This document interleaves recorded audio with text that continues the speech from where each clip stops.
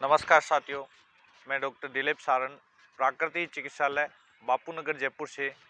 आज मैं जो बालों को झड़ने से कैसे रोक सकें, जैसे बहुत सारे लोगों को देखते हैं गंजेपन हो जाता है, उनको रोकने के लिए कौन कौन सा आसन, प्राणायाम और क्या आहार लेना चाहिए, उसके बारे में मैं कुछ आज जानकारी देना चाहता हूँ।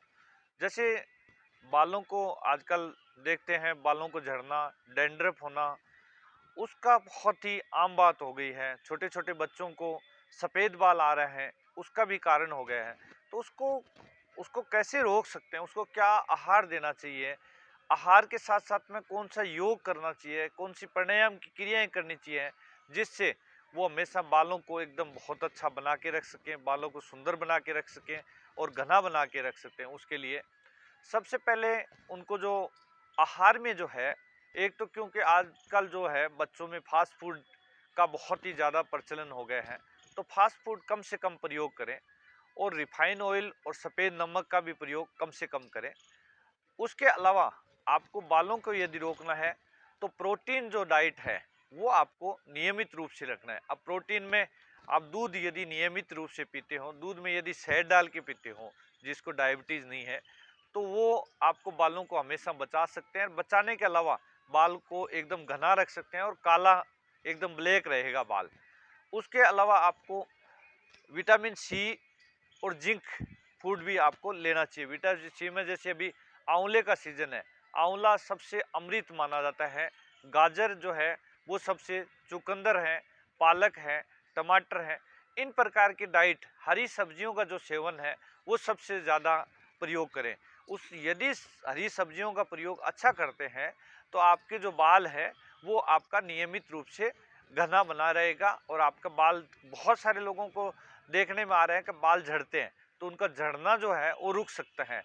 बहुत सारे लोगों को डैंड्रफ हो जाते हैं, जिसका एकदम वाइट वाइट सर में पपड़ी टाइप हो जाती है। उसको पपड़ी को रोकने के लिए, उसको रोकने के लिए रोकने के लिए आपको बहुत सारी क्रियाएं हैं, उसका क्रिया का अभ्यास करना पड़ेगा।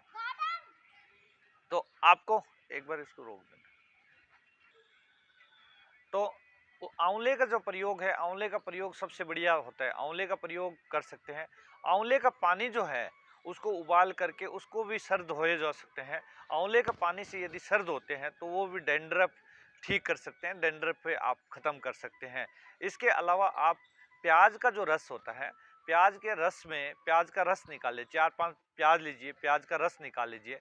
प्याज के रस के साथ में 1 चम्मच आप उसमें नारियल का तेल डाल दीजिए और प्याज के रस और नारियल और नींबू तीनों का एक मिक्स पेस्ट बना के उसके यदि सर की पूरा प्रॉपर मालिश करते हैं तो आपका धीरे धीरे बाल यदि झड़ जाते हैं या कम हो जाते हैं तो वापस ग्रोथ हो जाती है, बाल वापस सर्वाइव करना शुरू कर देते हैं, धीरे धीरे वापस उग जाते हैं। तो आपका प्याज का जो रस है उसका भी सेवन कर सकते हैं। एक जो होता है, जो सरसों का जो तेल है, सरसों के तेल में यदि छाता होता है ना, जैसे ये मधुमक्खी होते हैं, ऐसे एक प्रकार टांटिया होता है, उसका यदि छाता मिल जाए, कहीं भी पुरानी बिल्डिंगों में मिल जाता है, यदि उसका छाते का जो है उसका यदि प्रयोग करते हैं, उसका छाते का जो है उसको सरसों के तेल में डाल दिया और उसमें थोड़ा सा नींबू डाल दिया और थोड़ी सी कलौंजी डाल दी, यदि उसका पेस्ट बना के उसकी भी सर की यदि मालिश करते हैं नियमित रूप से, तो आपके बालों का जो प्रकोप है वापस बढ़ने लग जाएगा और ठीक हो जाएगा बालों का। तो एक तो बालों को झड़ने के लिए ये आपको प्रयोग सबसे बढ़िया करना ही है।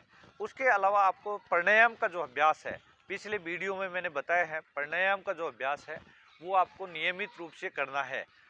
प्राणायाम कौन कौन सा करना है? अनुलोम विलोम प्राणायाम, भस्त्रिका प्राणायाम और कपालभाति प्राणायाम, बालों के लिए तीनों ही प्राणायाम बहुत बढ़िया है। आप पिछले वीडियो में देखिए, तीनों प्राणायाम करके बताया गया है, तो किस प्रकार करना चाहिए, कितनी देर करना चाहिए, उसका पूरा विशेष रूप से ध्यान रखना है। दूसरा, आपको जो अंगुलियां जो है, अंगुलियों को जो नाखून है, बाबा रामदेव जी भी बताते हैं, ये अंगुलियों को नाखून को आपको इस प्रकार आपको कम से कम 5 मिनट करना है। ये आगे वाला हिस्सा नहीं करना है आपको, ये जो हिस्सा होता है ना, ये हिस्सा उसको टच होना चाहिए। ये एक एक्यूप्रेशर थेरेपी भी है। एक्यूप्रेशर में भी ये जो पॉइंट्स है, आगे वाला पॉइंट्स, ये भी दबाना चाहिए। इस दबाने से आपके बालों में बहुत फर्क पड़ता है, बाल धीरे धीरे वापस ग्रोथ। तो ये जो क्रिया है, ये एक दिन में नहीं होगी, ये धीरे धीरे आपकी क्रियाएं बढ़ेगी। तो आपको क्या करना है, इस क्रियाओं को अभ्यास 5 मिनट सुबह और 5 मिनट शाम को दोनों समय इस का अभ्यास करना है। यदि आप इसका नियमित रूप से अभ्यास करते हैं तो आपके बाल यदि झड़ भी गए हैं तो वापिस धीरे धीरे वापिस उग जाएंगे, वापिस आना शुरू हो जाएंगे। तो गंजापन को आपको दूर करने के लिए ये सबसे बढ़िया क्रिया है। ये जो नाखून का आगे वाले फिंगर्स जो है उनके जो टिप्स है उसका भी आप एक्यूप्रेशर ये उसको दबाएंगे, 1-1 मिनट तक इसको दबाएंगे सबको, तो उसके लिए भी आपको ये है। तो आपको डाइट के लिए प्रोटीन, विटामिन सी और जिंक जो है उसको डाइट का ज़्यादा से ज़्यादा प्रयोग करना है।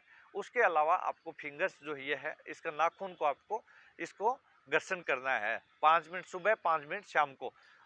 थोड़ा सा 5 से 10 मिनट अनुलोम विलोम, 5-7 मिनट कपालभाति और 2-3 मिनट भस्त्रिका प्राणायाम का अभ्यास भी करना है। उसके अलावा 2-3 मैं आसन बताऊंगा, उस आसनों का भी अभ्यास करना है। सबसे पहले मैं बताता हूं, जैसे वज्रासन में बैठ के सुप्त वज्रासन, पीछे फ्लेट लेना है आपको। पर तो ये ज्यादा बैक पेन वाला है जो क्रिया है वो ये नहीं करिए। सुप्त वज्रासन में क्या करना है, आपको वज्रासन में आना है। सबसे पहले ये वज्रासन में आ गए, वज्रासन में आने के बाद में ये थोड़ा सा पैरों को बाहर निकाल दीजिए। पैरों को बाहर निकालने के बाद में ये थोड़ा सा कोहनी टिकाइए, दूसरी कोहनी टिका दीजिए और ये पीछे फ्लेट ले गए। इस आसन से आपका एक तो पेट की जो अनावश्यक चर्बी है वो कम हो जाएगी और आपका थाइस की एक्स्ट्रा जो फेट है वो भी कम हो जाएगी।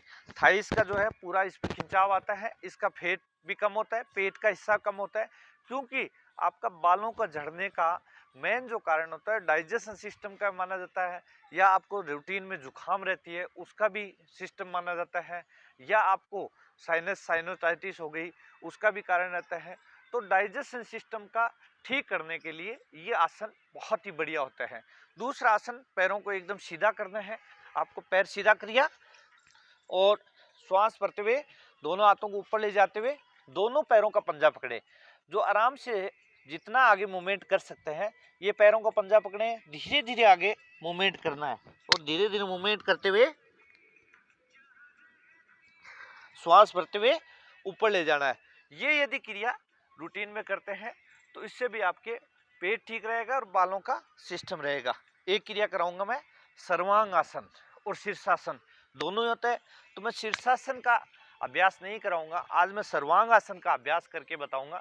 सर्वांग आसन आपको बड़ा सहज तरीके से करना है, जल्दीबाजी झटके के साथ नहीं करना है। सर्वांग आसन करते समय धीरे धीरे दोनों पैरों को उठाइए, धीरे धीरे उठाइए, धीरे धीरे ये उठा दिया। इसको उठाने के बाद में थोड़ा सा कमर पे आप सहारा दीजिए ऐसे और पूरा ले जाइए ये पूरा सर्वांग आसन। आंखें खोल के देखें, पैरों का अंगूठा नजर आएगा, इतना ऊपर ले जाए। सर्वांग आसन, ये शीर्षासन आप नहीं कर सकते हैं तो सर्वांग आसन जरूर करें और इसमें फिर वापस आलासन की स्थिति में चला जाए। आलासन धीरे धीरे ये पीछे अंगूठों को ये जमीन पर धीरे धीरे वापिस सर्वांग आसन में आते हुए धीरे धीरे वापिस सीधा लेट जाइए।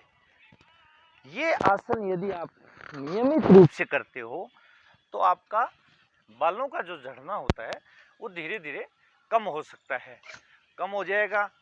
झड़ भी गए और कहीं भी आपके गंजापन महसूस कर रहे हैं या आपके बाल कम हो गए हैं तो वापिस धीरे धीरे बाल वापिस आ जाएंगे। तो आपको ये आसन का अभ्यास करना है, इसके साथ साथ में आपको खाने पीने का पूरा अभ्यास करना है। तो आज बालों के लिए जो मैंने बताया है इसका अभ्यास आप नियमित रूप से करें।